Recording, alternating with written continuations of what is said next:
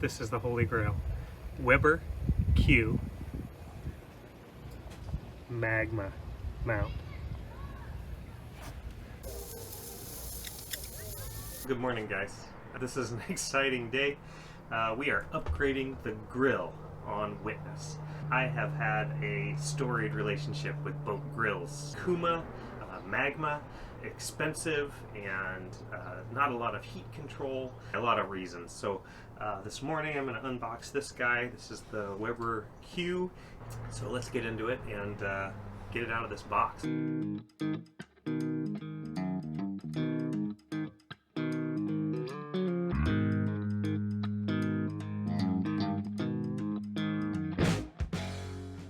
Big heavy grates, ceramic coated, but cast iron, so real heavy, retains the heat. It's one of the things I like about this grill is that you can do baking on it too, like pizzas or whatever else. We do have some assembly. We got the lid to put on, the thermometer, the handle.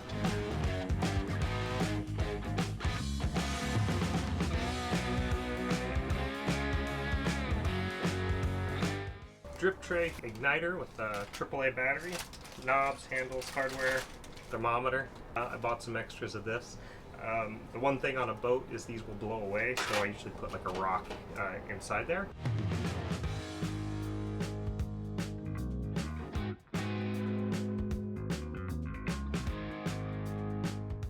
Stainless steel burner inside here. Never had any problem. I've replaced a couple of other parts on these grills, but never the burner. It doesn't rust out or anything like that.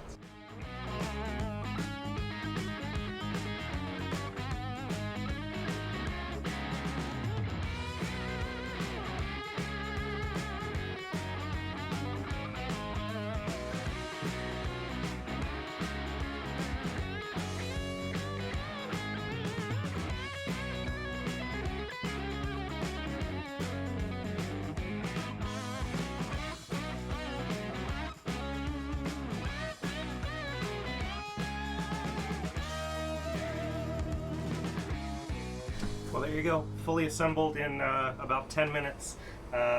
Very easy. A couple of pins to put the lid on, wing nut to secure the thermometer, just 2 screws. The only tool you'll need is Phillips head screwdriver to attach the handle. Do put the handle on with the logo up. The knob for the propane flips on here, and then the igniter with the AAA battery installs here. Battery igniter even on this guy, not just the click, click, click. And that is it. Drip tray slides in. That's all there is to it.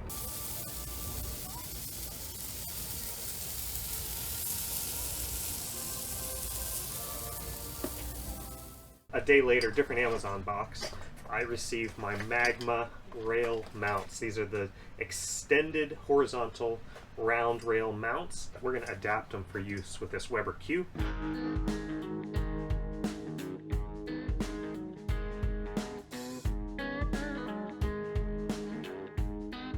The way these work is you've got these kind of clamps that are going to clamp around the 1 1/4 rails that I've got. They sell them in different sizes, so make sure you order the one for the right rail size that you have. And then it has these kind of built in, and so you're able to completely take it off the rail without undoing all of the threads and losing that handle in the water, which I'm going to be a big fan of. And then clamps like this right up around that rail, and then tighten it on down. So now we just got to figure out how to put the legs of that Weber like that right onto it.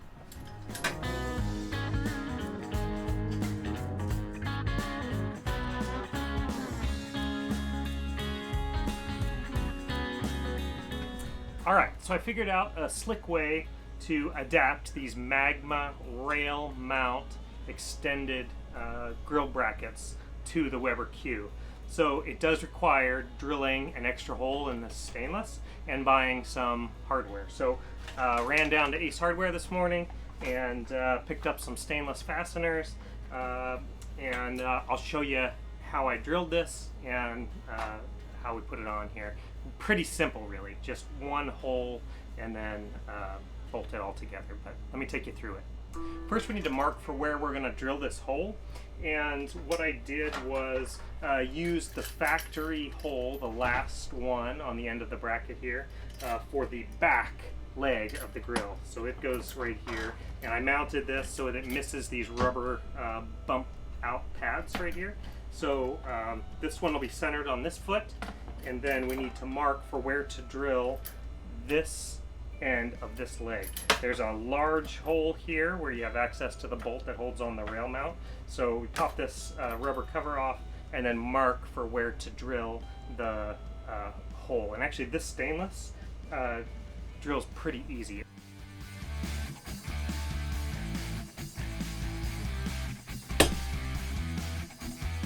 So start off with an 1/8 inch hole.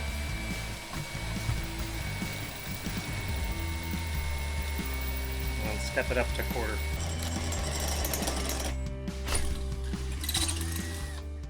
That's the new hole.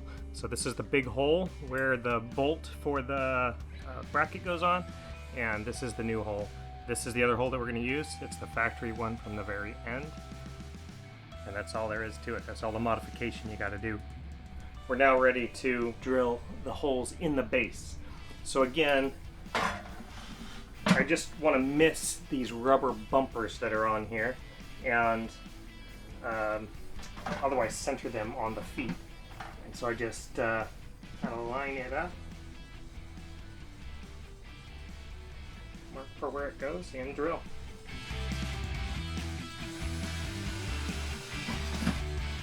So one of the tough parts is getting the hardware inside the tube.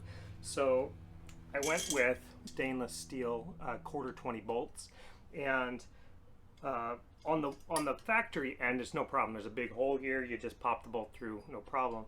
On this end, because of how it interacts with the bracket, you can't do a through hole, and so you got to slide this little guy in, get it lined up just right, and pop it out. So it is possible, but it might take you a couple tries. As far as hardware goes, the 1/4 bolt is going to go through the stainless tube, and then on the inside I've got a washer, and then I went with nylock nuts so that they don't back out underway. Make sure you get it on with the brackets towards the front opening of the grill.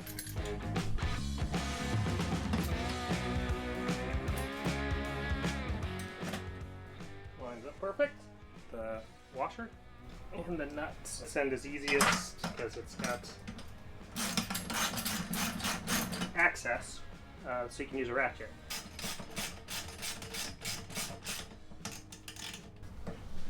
And then the tougher one is this side, where you need to kind of finesse it in to get the nut lined up on that inside. So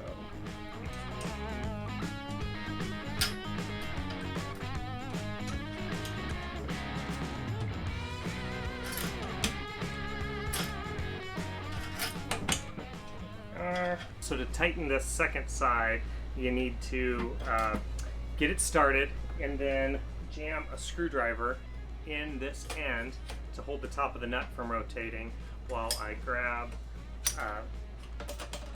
or the bolt from rotating, and then I grab the wrench for the nut side here. So slow going, but that's what you got to do.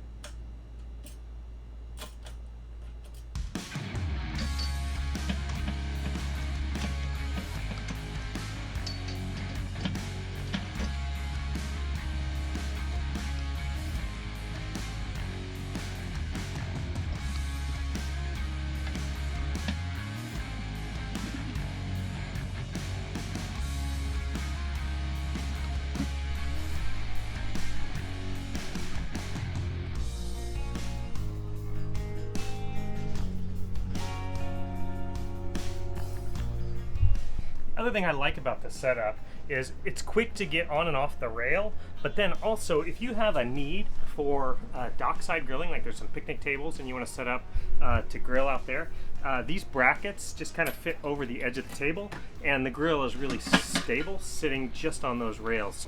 This is portable. Take it out and use it on a picnic table at whatever marina or dock or wherever you are.